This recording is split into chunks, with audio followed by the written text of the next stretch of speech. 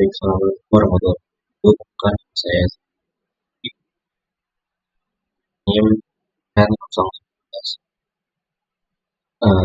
Sini saya coba bahas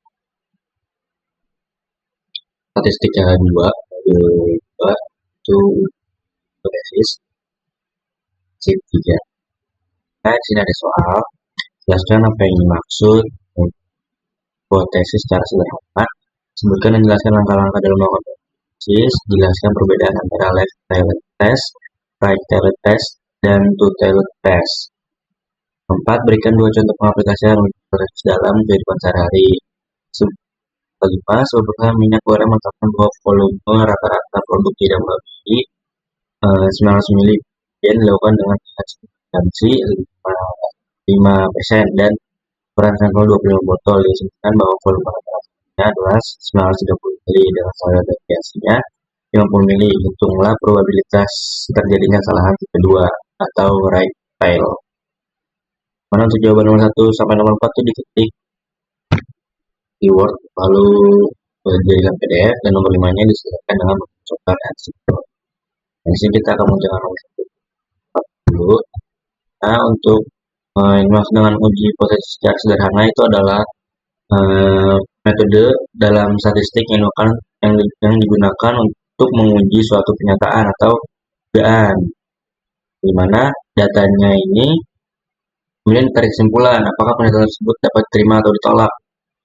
Kemudian hipotesis sebagai sesuatu yang dianggap benar atau alasan untuk alasan atau pengutaraan suatu pendapat, proporsi, teori, dan lain-lain. Meskipun kebenarannya ini masih perlu dibuktikan. Nanti ada sumbernya.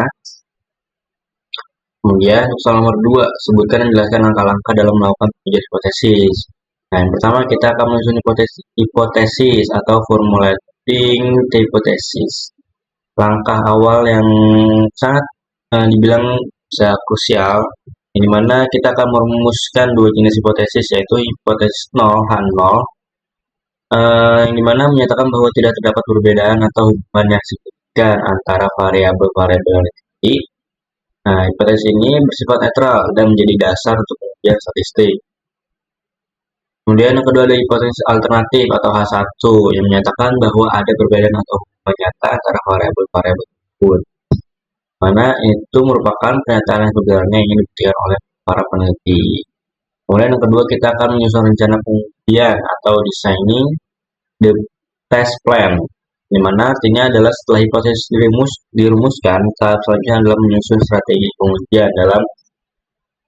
Dalam tahap ini peneliti menetapkan hal-hal berikut, yaitu jenis data apa saja yang akan dibutuhkan, kemudian cara pengumpulannya, kemudian ada ukuran sampel yang dianggap representatif terhadap populasi, dan yang terakhir ada jenis statistik uji yang akan digunakan.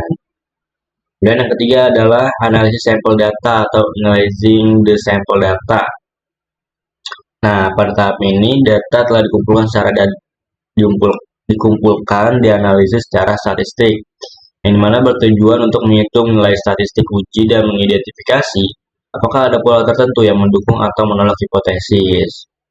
Dan yang terakhir ada menyimpulkan hasil pengujian atau drawing the conclusion, yang dimana ini itu adalah langkah akhir dalam prosedur pengujian hipotesis, yaitu adalah menarik kesimpulan berdasarkan hasil analisis statistik. Jika nilai P yang diperoleh lebih kecil dari tingkat signifikansi yang telah ditetapkan, maka hipotesisnya ini adalah 0 atau ditolak, dan hipotesis H1 diterima. Kemudian sebaliknya, jika nilai P lebih besar dari alfa, maka tidak terdapat cukup bukti untuk menolak H0, sehingga H0 ini dipertahankan atau ditolak, meskipun ini bukan berarti H0 benar, melainkan hanya tidak dapat dibuktikan salah dengan data yang ada. Nah, di sini nggak ada juga. Kemudian soal nomor 3 yaitu adalah jelaskan perbedaan antara left-tailed test, right-tailed test, dan two-tailed test. Di mana untuk left-tailed test yaitu adalah uji satu arah kiri. Ketika H1 itu 0 itu lebih kecil daripada Artinya menguji apakah nilai lebih kecil dari nilai acuan daerah penolakan berada di sebelah kiri. Nah, kalau right tiled test yang dimana nol ini lebih besar, yang artinya menguji apakah nilai lebih besar dari nilai acuan daerah penolakan berada di sebelah kanan. Nah, bedanya left tiled dan right tiled itu ada di penolakannya. Ketika dia kecil, maka penolakannya berada di sebelah kiri. Ketika dia lebih besar, maka penolakan berada di sebelah kanan. Kemudian ada two tiled test, yang dimana artinya adalah uji dua arah. Yang artinya menguji apakah ada perbedaan tidak sama, tidak memiliki arah tertentu, dan daerah penolakan ada di dua sisi, yaitu kiri dan kanan. Mungkin ada untuk sumbernya. Kemudian berikan dua contoh pengaplikasian uji hipotesis dalam kehidupan sehari-hari. Nah, di sini ada uji pengaruh model pembelajaran terhadap hasil belajar siswa dilakukan kemudian untuk mengetahui apakah penerapan model pembelajaran Contextual Teaching and Learning atau CTL berpengaruh terhadap hasil belajar siswa, yang mana data yang diperoleh dan dianalisis menggunakan uji hipotesis non parametris atau handal TAU. Nah, untuk hipotesisnya, untuk H0 ini tidak terdapat hubungan antara penerapan model CTL dengan hasil belajar siswa. Nah, untuk H1-nya, terdapat hubungan antara penerapan model CTL dengan hasil belajar siswa setelah dilakukan uji hipotesis. Diperoleh hasil bahwa terdapat hubungan yang positif dan signifikan, sehingga H0 ini ditolak dan H1-nya diterima. Kemudian ada uji hubungan antara metode pembelajaran dengan peningkatan hasil belajar dilakukan mengetahui apakah metode pembelajaran yang digunakan efektif dalam meningkatkan hasil belajar siswa. Data hasil penelitian menunjukkan adanya hubungan yang kuat antara model CTL dengan hasil belajar. Yang mana untuk hipotesisnya H0 itu adalah metode pembelajaran tidak berpengaruh terhadap hasil belajar. Kemudian untuk H1-nya, metode pembelajaran berpengaruh terhadap hasil belajar. Di mana untuk setelah dilakukan uji hipotesis diperoleh bahwa koefisien korelasi sebesar 0,30 yang menunjukkan hubungan kuat, sehingga H0 ditolak dan H1-nya diterima. Dan sini ada untuk sumbernya. Selanjutnya nomor 5, yaitu adalah sebuah perusahaan minyak goreng menetapkan bahwa volume rata-rata produknya tidak melebihi 900 mili. Kemudian dilakukan dengan tingkat signifikansi 5% dan ukuran sampel 25 botol. Diasumsikan bahwa rata-rata sebenarnya adalah 930 mili. Dengan standar deviasi 50 mili. Hitunglah probabilitas terjadinya kesalahan kedua atau right fail. Nah, nomor 5 ini diselesaikan dengan menggunakan software RStudio. Sekarang kita butuh software RStudio. Oke, teman-teman, sini kita masuk ke software RStudio-nya. Nah, sini saya udah nulis sintaksnya. Ini kita masukin, kita menghitung atau menyelesaikan dengan kesalahan kedua, itu right fail. Lalu untuk H0-nya itu adalah 0 mu kurang dari sama dengan 900. Dimana itu adalah rata-rata volume minyak goreng tidak melebihi 900 mili. Dan untuk H1 itu adalah mu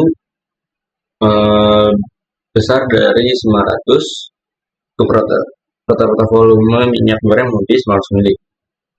Nah, di sini kita bisa melihat dari simbol si H1-nya itu adalah lebih besar, yang menunjukkan adalah itu adalah right tail. Kemudian kita masukin data yang diketahui pada soal, dimana untuk N-nya itu adalah 25, itu adalah jumlah sampel. Dan untuk M, Q-nya itu adalah 900, ini adalah rata-rata hipotesisnya. Kemudian ada X bar, itu 930, itu adalah rata-rata sampel. Kemudian ada simpangan baku atau sigmanya, itu sebesar 50. Dan kita mencari nilai kritisnya dengan alfanya itu adalah 0,05. Nah, kita si simpangan bakunya sebesar 50. Kemudian kita running aja.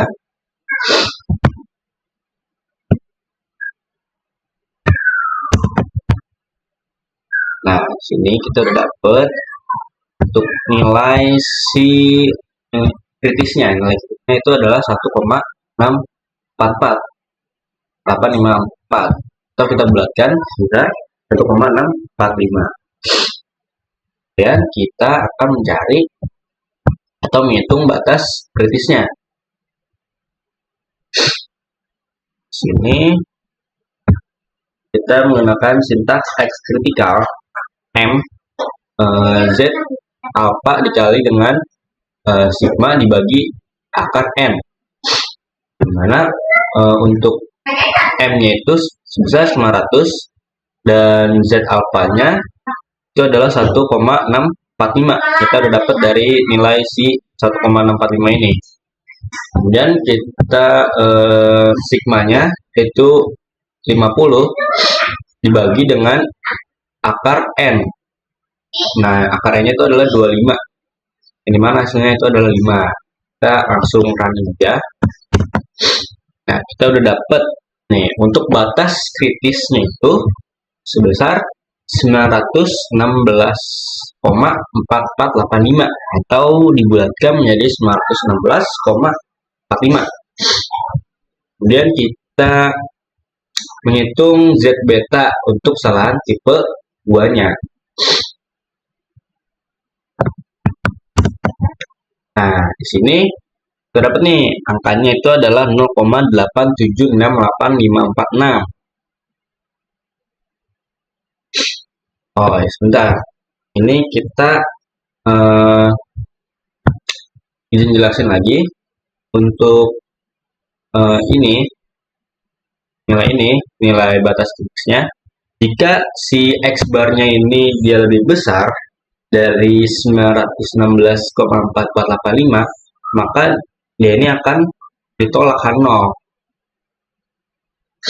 Kemudian jika dia X bar-nya ini kurang dari atau sama dengan 916,4485, maka dia ini akan gagal tolak. Dia diterima H0-nya. Nah, tapi karena tadi kan untuk X bar-nya ini adalah 930, jadi 930 ini dia lebih besar daripada 916,45. Maka dia ini akan menolak H0-nya. Jadi artinya rata-rata volume minyak goreng itu terbukti lebih dari 900 mili. Nah, kemudian kita hitung Z betanya nih. Untuk Z beta itu dia menggunakan rumus atau sintaks X kritikal dikurang X bar dibagi dengan sigma dibagi dengan akar N, yang mana untuk X kritikalnya itu tadi adalah 916,45 dikurang dengan X bar. X barnya 930 dibagi dengan sigma 50 dibagi dengan 5 akar N. Nah, untuk hasilnya itu 0,87 sekian, atau kita bulatin aja nih jadi 0,88, atau kalau dipersenkan itu sekitar 8,8%. Ya, artinya ada kemungkinan 8,8% nih dia itu menolak H0 padahal satunya benar. Dan berdasarkan perhitungan itu diperoleh X kritikalnya itu adalah 916 karena rata-rata sampel itu adalah 930, yang dimana untuk 930 ini lebih besar daripada nilai tersebut, maka H0-nya akan ditolak. Yang artinya rata-rata volume minyak goreng ini akan melebihi 900 mili. Dan nilai tipe 2 ini sebesar 0,88 yang menunjukkan peluang kesalahannya itu adalah 8,8% jika dipesertakan. Oke, mungkin segitu saja penjelasan mengenai modul 2 uji hipotesis, yang mana untuk soal pada nomor 5 itu kita menyelesaikan dengan kesalahan tipe data 2 atau rectel. Kurang lebihnya mohon maaf. Mohon maaf apabila ada banyak salah kata atau kurang di dalam video ini. Kurang lebihnya mohon maaf. Assalamualaikum warahmatullahi wabarakatuh.